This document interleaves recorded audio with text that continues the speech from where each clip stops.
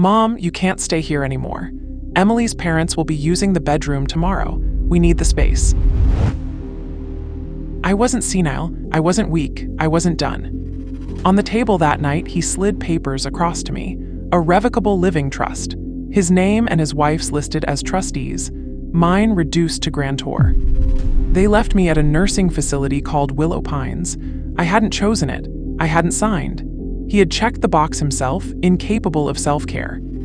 They thought I had no phone. They were right for 2 days.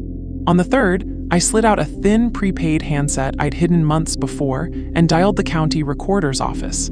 I did not cry, I did not beg, I did not plead. I sat on the plastic chair with my blue ledger on my lap, and on the next clean line, I wrote one word. Fight. My son called me dead weight, a burden, an obstacle to the life he wanted with his new wife. It was Christmas Eve, December 24th, 2018, when he told me to leave my own house. Snow pressed against the windows like white fabric draped tight across the glass. The bells from St. Matthew's carried the old carols I once sang to him when he was small. That night, the sound was muffled by the tone in his voice. "Mom, you can't stay here anymore.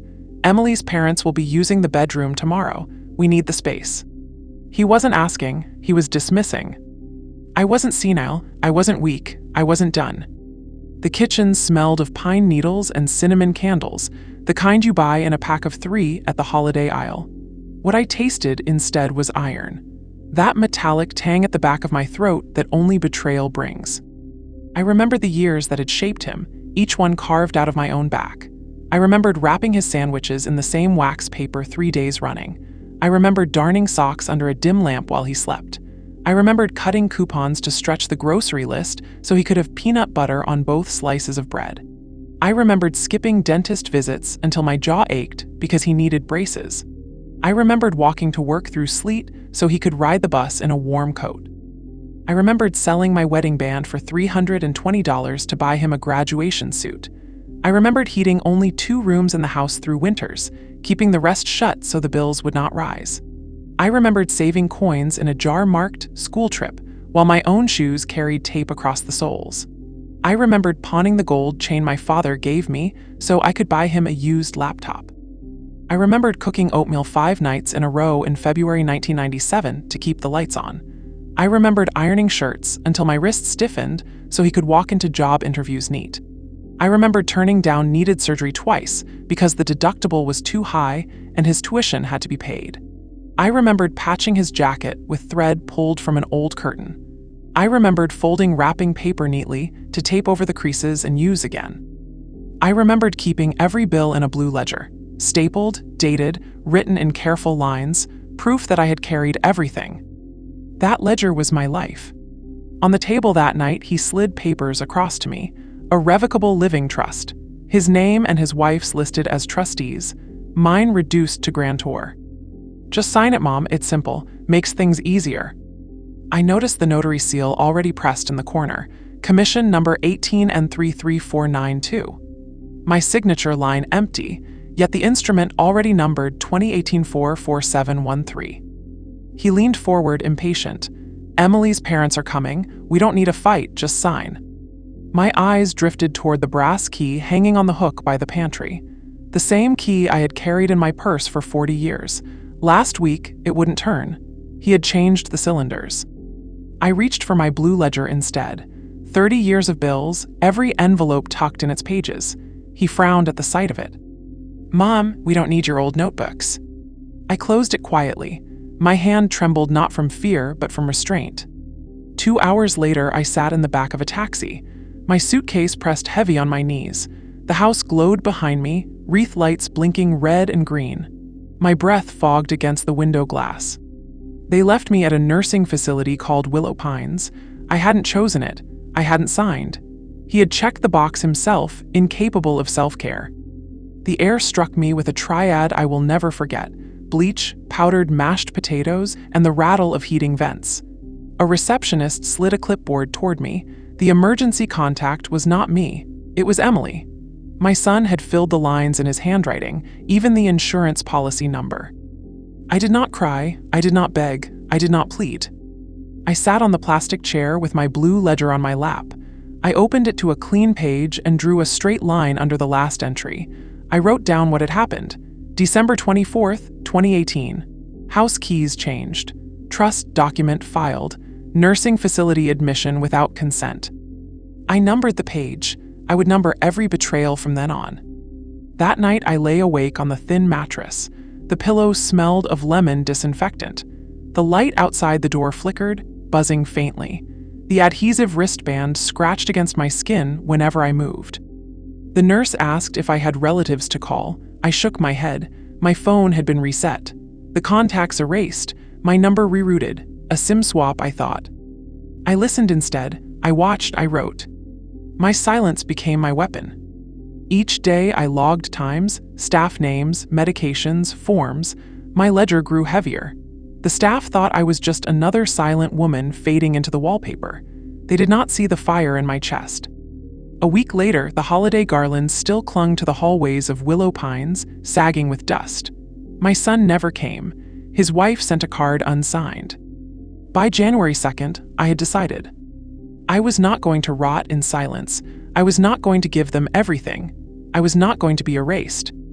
On the next clean line of the ledger, I wrote one word. Fight. The ink spread into the paper fibers, dark and steady. I closed the book, tucked it under my pillow, and stared at the vent above me. Warm air pulsed out in shallow bursts, the only sound in the room. That was the night my silence became my strategy. The morning staff at Willow Pines wore paper crowns left over from the holiday party. They crinkled when the aides bent to change linens. Someone wheeled a cart past my door, and the air carried a stale trio. Overcooked carrots, ammonia wipes, and television static from a room down the hall. I kept my ledger on my lap and my pen uncapped. My hands had washed thousands of plates and folded thousands of shirts. They could write all day. They thought I had no phone. They were right for 2 days. On the third, I opened the seam of my purse lining with a safety pin I'd saved from a clothing tag.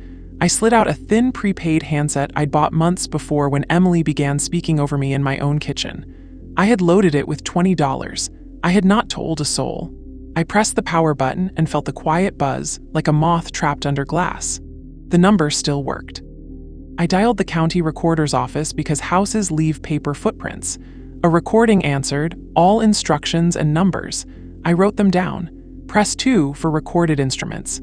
Spell street names using the telephone keypad. Search by owner. Search by date.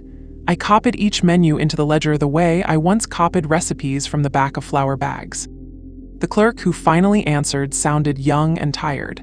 I gave her my name, my address, and the week before Christmas as the window. She asked me to hold. I counted the seconds by the blinking red light over my door. When she returned, her voice had changed.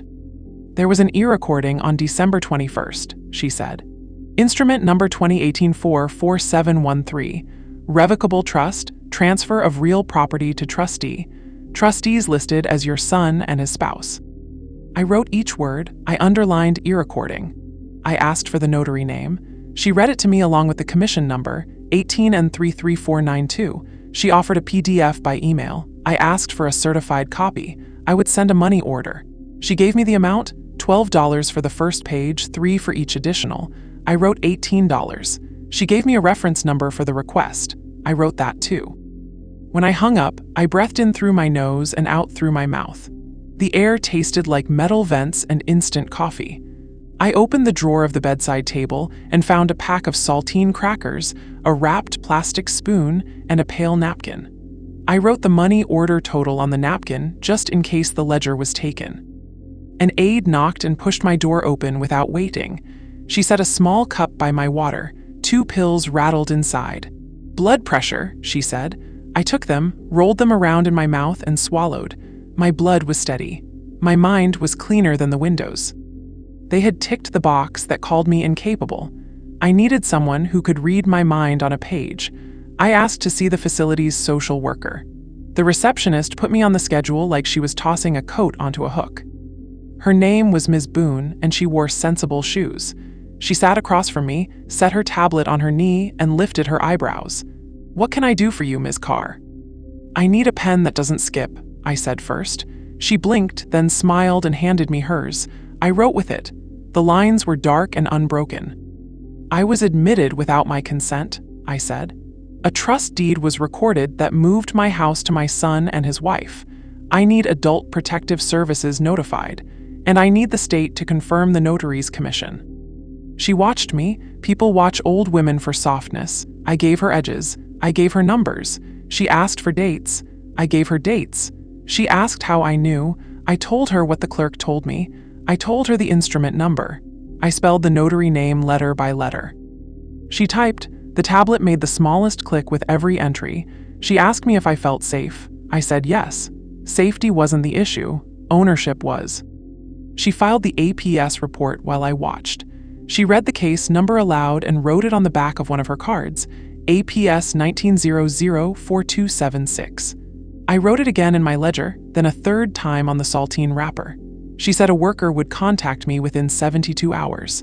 I told her I would be here. I had nowhere else to go for now. She asked if I had a physician who could assess my capacity. I said my clinic doctor retired last year.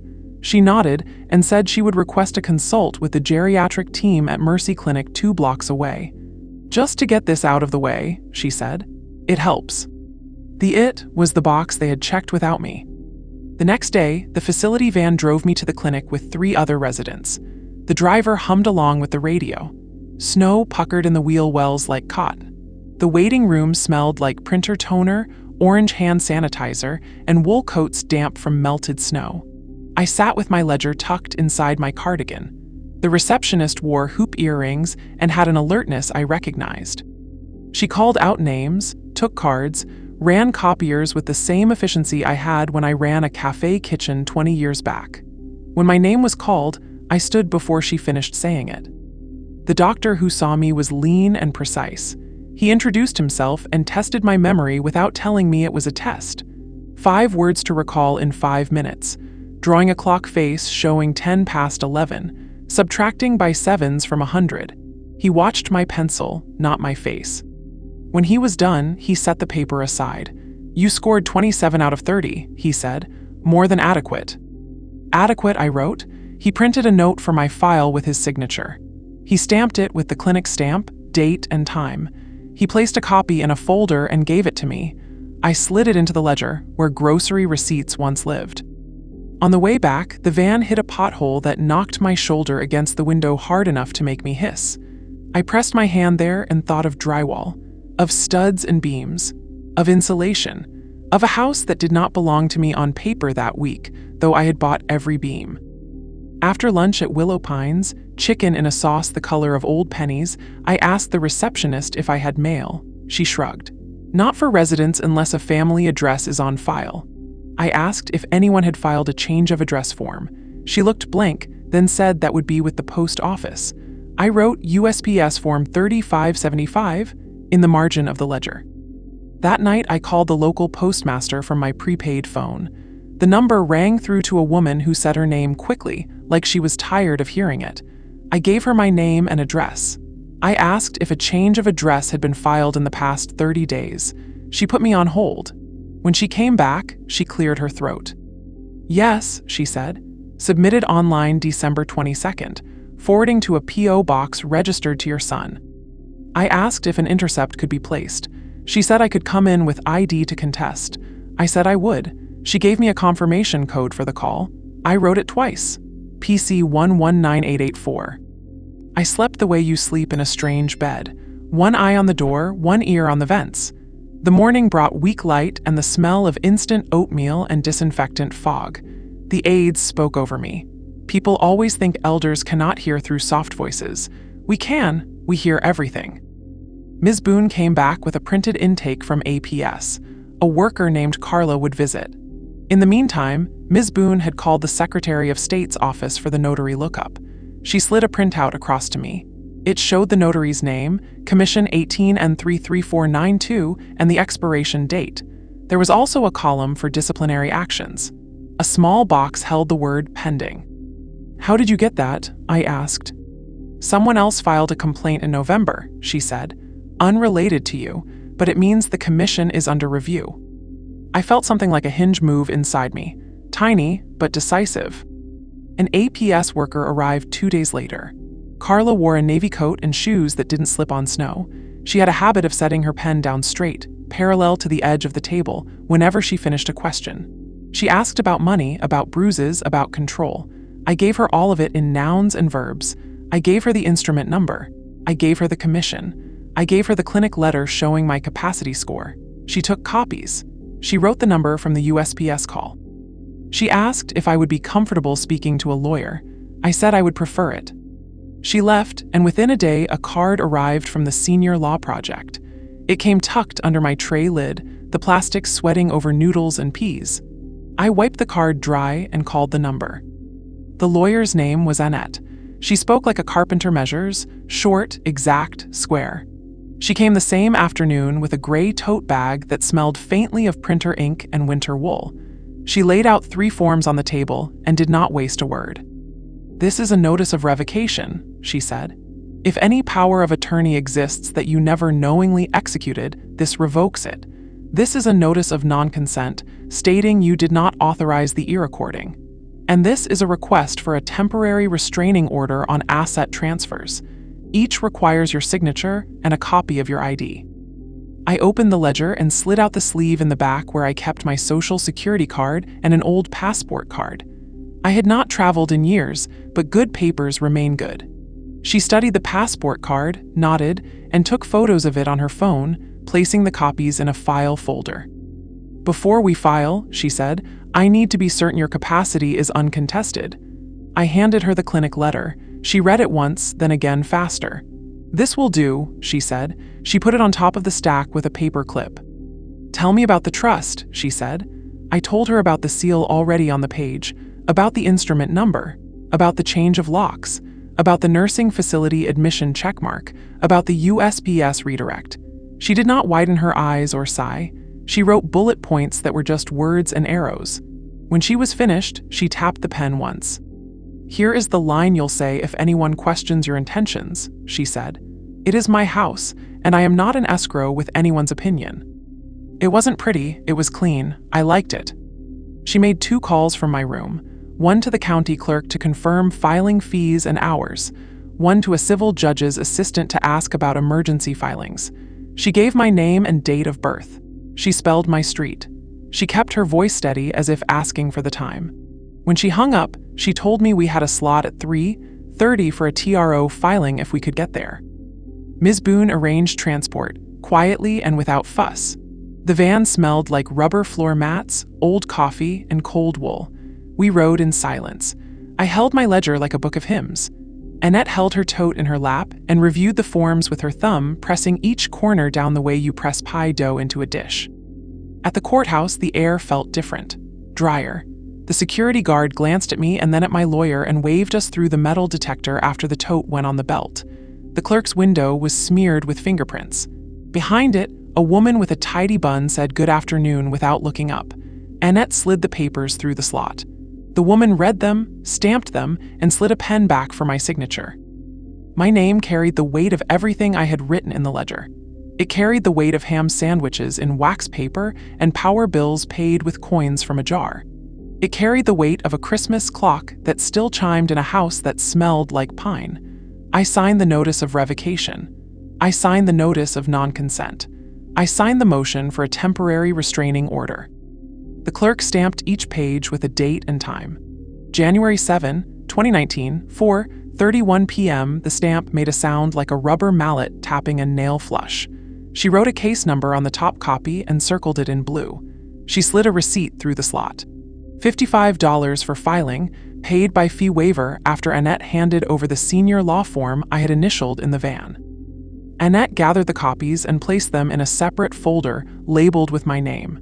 She handed me one set and touched the top edge with 2 fingers as if tucking a blanket. We stepped back into the cold. Snow had hardened along the curb into a gray ridge. I watched a man in a city jacket dig at it with a flat shovel. The sky was the chalky white of cheap paper. The courthouse doors hissed closed behind us. I felt the paper weight in my hands, not a burden, a lever.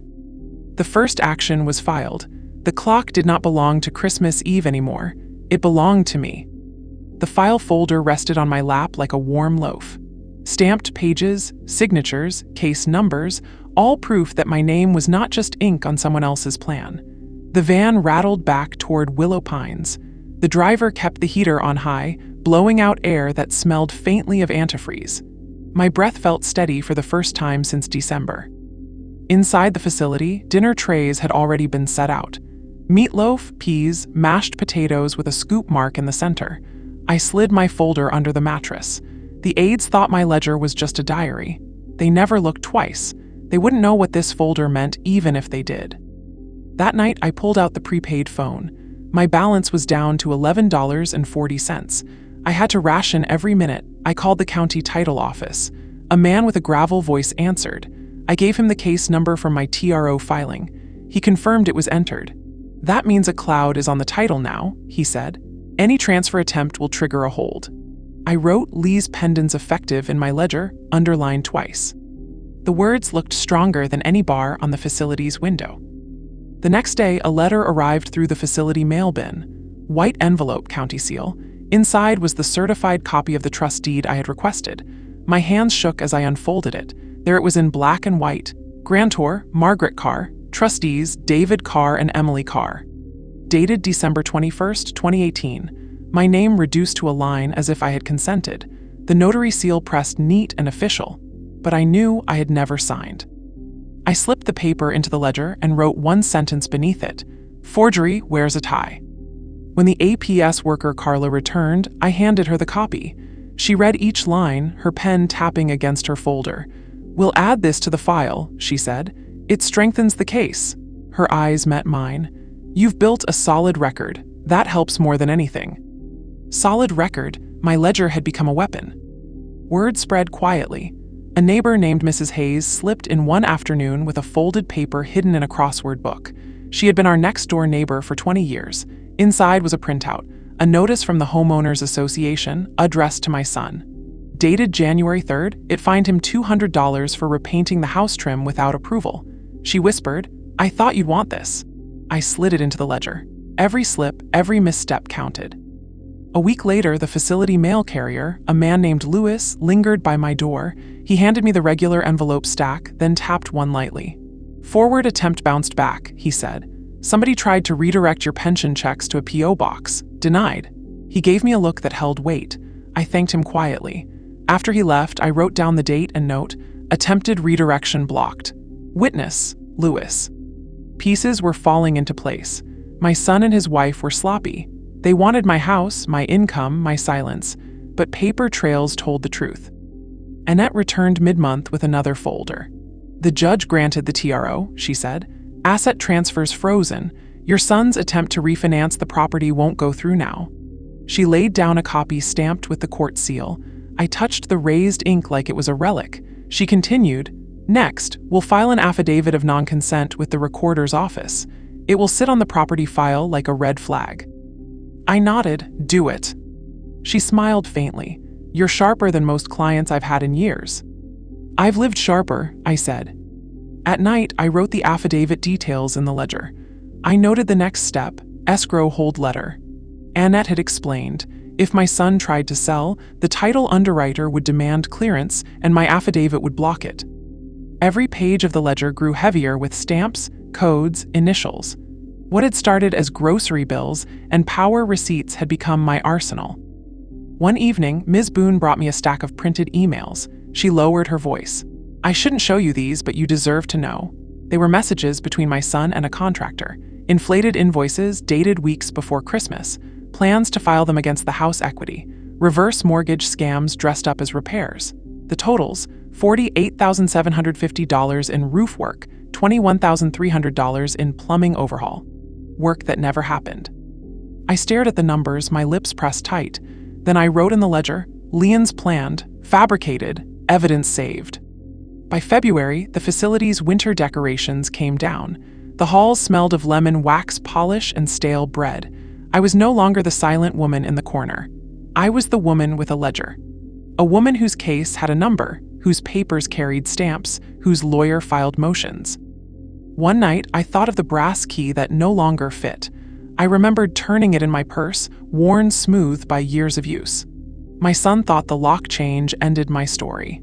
He didn't understand that I had already built another door, made of paper and ink, case numbers and affidavits. I closed the ledger for the night and wrote one last line before I slept. The house still breathes my name. The ledger sat thicker now, its spine swollen with receipts, affidavits, and stamped copies. Each page carried a date and a number. My handwriting steadied with every entry. I wasn't keeping memories anymore. I was building a barricade. Annette visited twice a week. She brought forms, copies, and the quiet weight of someone who knew how to turn paper into steel. "We'll start with the escrow hold," she said one afternoon, sliding a typed letter across the table.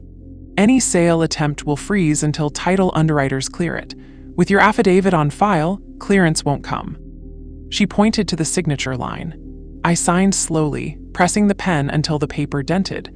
The letter would move from her tote to a clerk's desk, then into a file drawer, then into a database. Invisible walls around my house.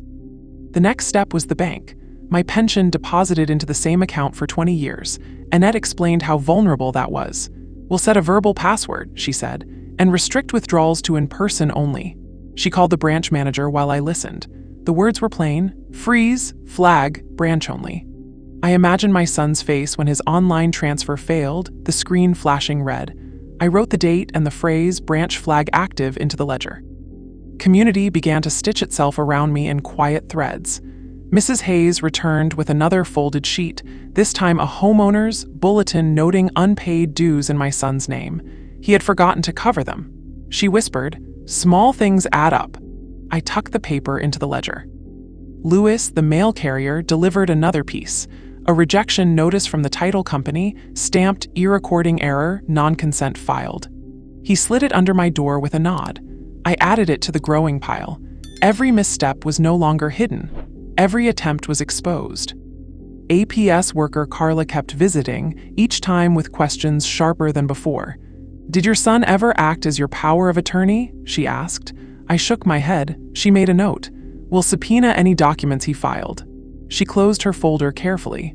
Her presence felt like ballast, keeping me upright.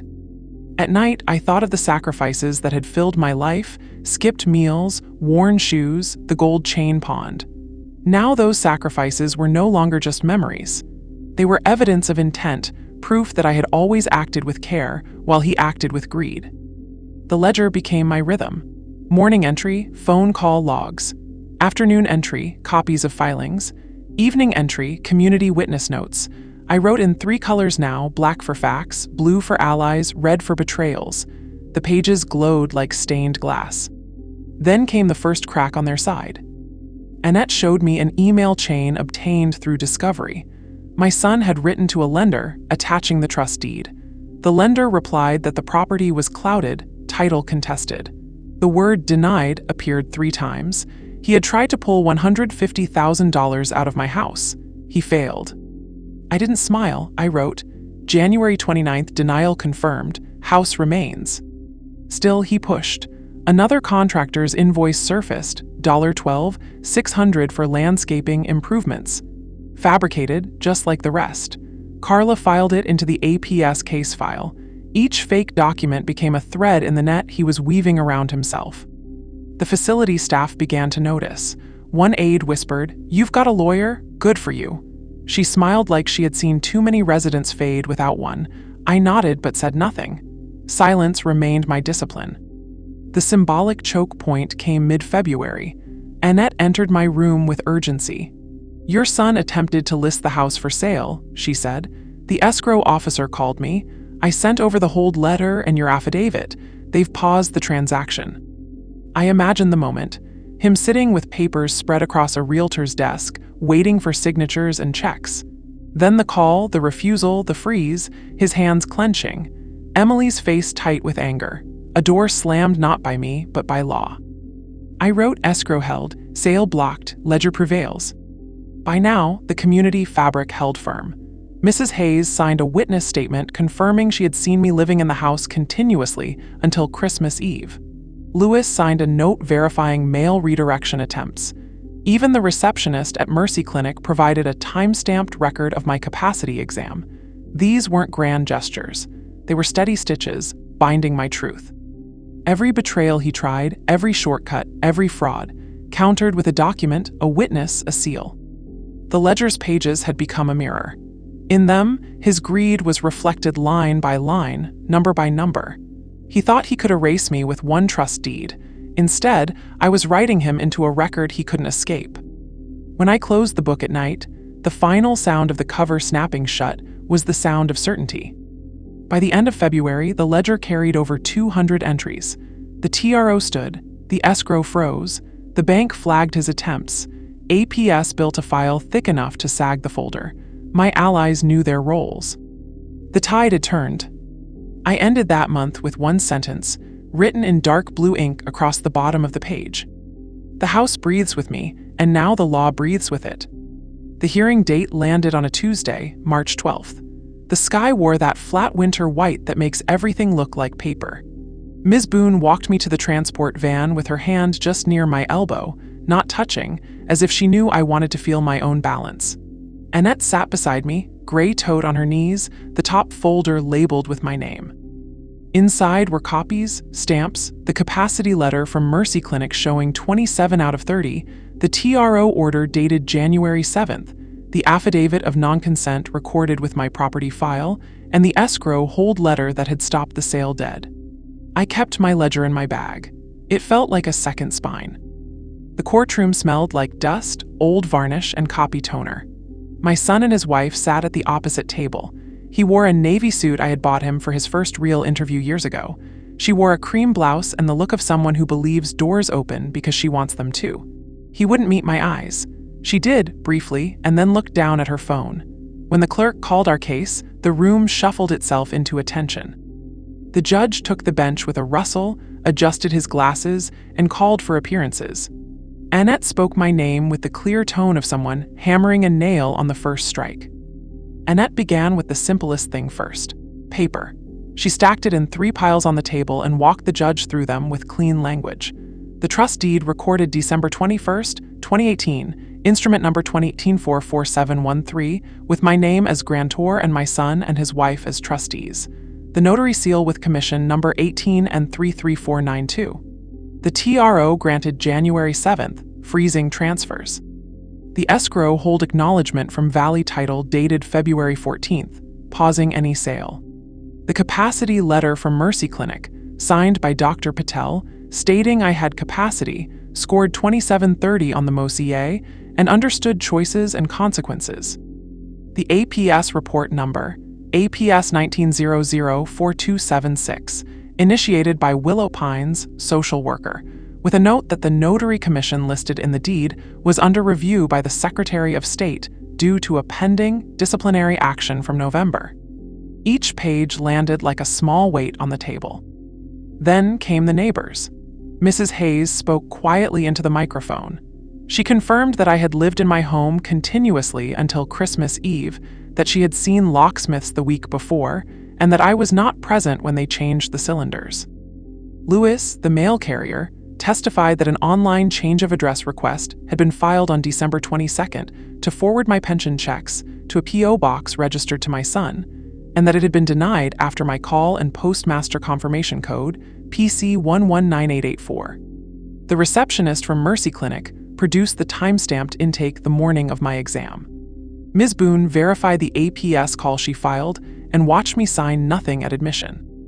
My son's lawyer tried to object to pieces in that tone lawyers use when they think form can hide substance. The judge overruled him twice, his pen scratching on a yellow pad. After the witnesses stepped down, Annette called the notary. She did not appear. Annette held up a letter instead, the Secretary of State's office confirming the Commission 18 and 33492 was suspended pending investigation into e-notarization irregularities on several instruments, including mine. The judge read the letter, jaw tightening once before he set it down. When it was my turn, Annette asked me 5 questions and none were about feelings. She asked when I first saw the trust deed.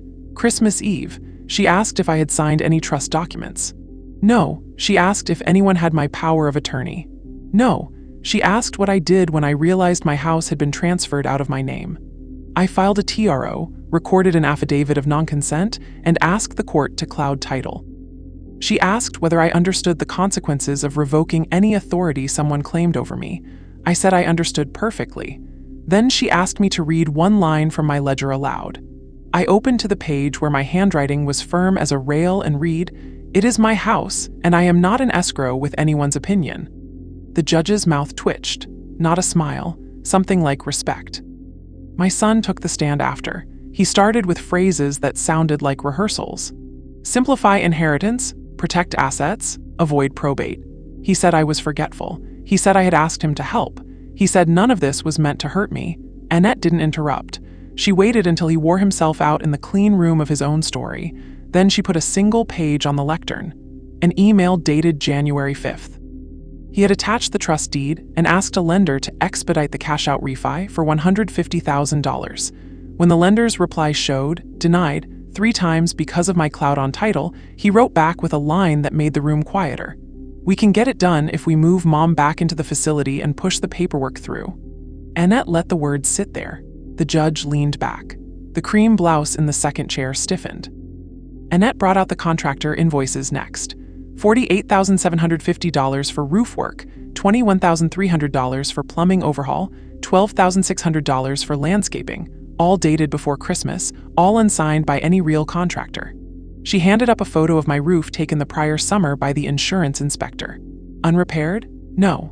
Sound, with a 10-year certification tag visible near the eaves. He blinked, swallowing. She asked him the name of the contractor. He said a name. She asked for a license number. He looked at his lawyer.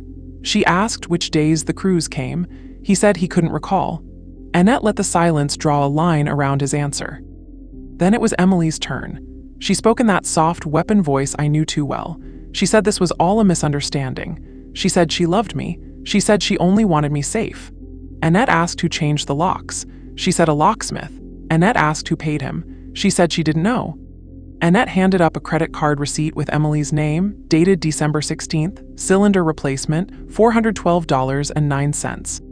She asked if Emily filed the online change of address for my pension. Emily said she'd never do that. Annette produced the submission record from USPS with the IP address. It matched the Wi-Fi at my house. The softness in Emily's voice evaporated. The judge asked his own questions at the end. He asked my son why the notary stamp was on a document I had not signed. He asked why my capacity exam, taken in January, showed decisiveness inconsistent with someone incapable on December 24th. He asked why contractors could not be produced for tens of thousands of dollars in invoices. He asked why an emergency move to a facility happened on the evening most families gather. My son tried to pull the words back into his mouth. Words don't go back once you've let them out. The judge called a recess. We stood in the hallway that smelled like lemon polish and 1,000 coats. I watched a young clerk carry a stack of files high enough to hide her face. My son leaned against the marble and stared at the floor. Emily typed into her phone with the frantic picking motion of someone unraveling a sweater. Ms. Boone produced a small bottle of water from her bag and offered it to me. I didn't take it. My throat was not dry. I had spent months making it strong.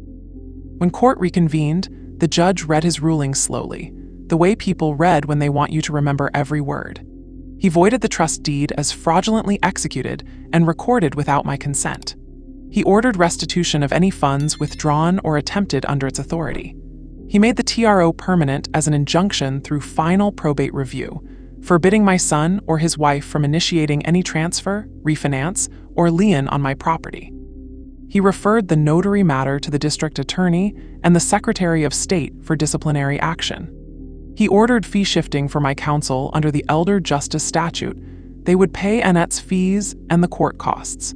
He noted the attempted change of address for my pension checks as evidence of financial exploitation and referred that to APS for criminal review. Then came the small humiliations that tasted sweeter than any speech. He addressed my son by his full name and told him to return every key, fob, and code to my house before sunset. He told Emily to stand and answer, yes, when he asked if she understood that contacting me without my consent would violate the injunction. Her yes came out small.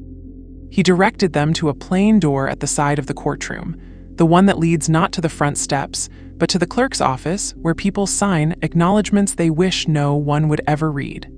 They had to walk through it while we watched. When we stepped outside, the air felt thinner, cleaner. Annette placed the final stamped order into my folder, the raised seal printed into the paper like a relief map of the path I had taken to get here. "There's more to do," she said. "We'll update your will, record a fresh homestead, and build a firewall around your accounts. If you want to pursue criminal charges, APS will coordinate." I nodded. There is a moment after a storm where you don't say joy, you say next. We went to the bank that afternoon. The lobby smelled like brushed steel and coffee. The manager had already received the court order. We placed a verbal password on my accounts that would not be held in a computer file, only in his handwritten book behind the counter. I set withdrawals to branch, only with ID and one additional phone confirmation to my prepaid number. I moved my pension to a new account and left the old one as a decoy with $28.13 in it. I watched the manager write my password in his neat slanted script.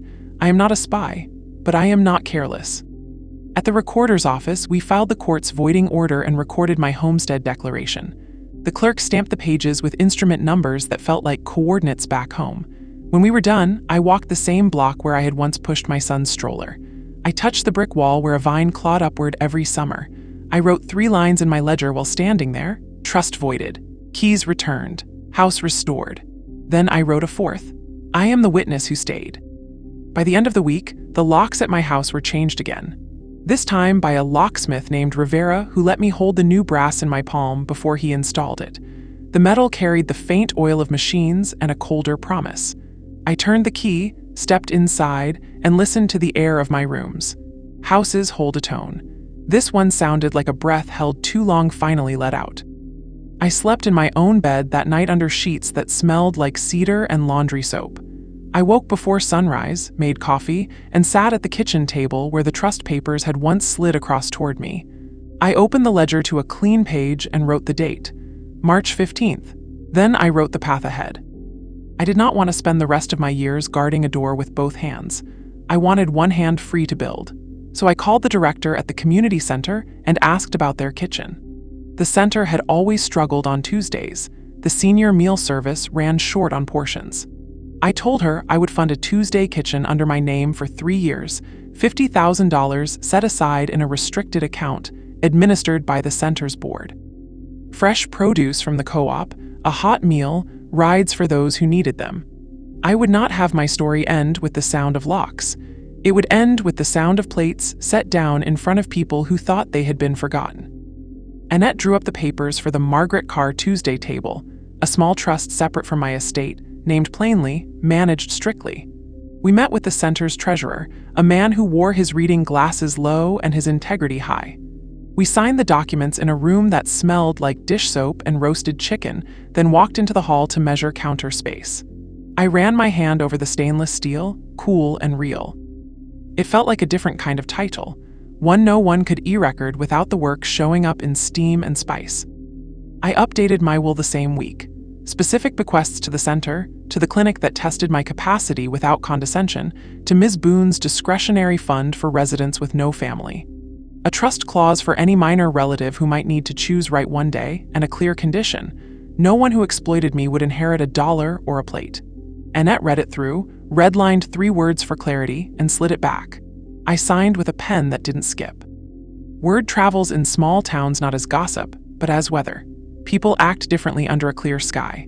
Mrs. Hayes brought over a casserole made with more care than flavor and told me she had planted tulips along the fence line because you'll see them from the kitchen window. Lewis paused at my gate and said he was glad to have the right name on the mail again. Ms. Boone called once, just to say she had seen the order posted on the court's bulletin and thought you sounded taller. I laughed into the receiver like it was a new kind of exercise. As for my son, the court's orders did their slow work. Restitution notices went out. The fee award to my counsel came through, a tidy sum that chafed him more than any sermon. The district attorney's letter to the notary bore words that had teeth. APS conducted interviews. He sent 2 messages through his lawyer. One asked to talk, the other asked for time. I let Annette answer them with language that felt like a straight edge. All contact through counsel. Compliance first. Months passed. On the first Tuesday of the first month of the program, I stood in the community kitchen with a hairnet and a ladle. The room carried a new triad: simmering tomatoes, fresh basil, and the low hum of conversation that means people know they are welcome. We plated 64 meals that day. The director wrote the number on a whiteboard like it was a promise. When the line thinned, an 11-year-old girl who came with her grandfather asked if she could help wipe tables. I handed her a cloth and watched her move with care. I thought of how futures are made of gestures, not speeches. A year later, the tulips bloomed red along my fence. I measured out coffee with a steady hand and watched light draw a square on the kitchen floor. I opened the ledger and read the page where I had first written fight. The ink had bled then, like a seed spreading roots. Now the letters looked like a trunk. I closed the book, not because the story was over, but because it had moved into a different register, less about defense, more about making. He came to my door once in late spring. He stood on the step with his hands in his pockets and the posture of someone half remembering how to be a son. He didn't ring the bell. He just stood. I watched him through the glass for a minute that held a year inside it. Then I opened the door the width of the chain and said the only line I owed him: all contact through counsel. He nodded, eyes filling with a relief I didn't share, and walked away. Consequences and mercy are not the same instrument. On the program's second anniversary, the center installed a small plaque above the serving window. It carried my name and a date, nothing else. No adjectives. No story. If you ate there, you would not know the trust deed number or the notary commission. You would know the soup was hot and the bread was sliced straight. That was the point. Sometimes I sit with the brass key in my palm, the new one, weighty and unremarkable, and think of how many things we believe keep us safe. Locks, papers, people. I have learned that the safest thing is a record that tells the truth and a will that directs it. Safety is also a kitchen that opens on time and doesn't run out of bowls. I am not a parable. I am a woman with a ledger, a house I can name without hesitation, and a Tuesday that belongs to people who need it. My son and his wife learned that you cannot walk through a door you forged from someone else's life without leaving fingerprints the law can see.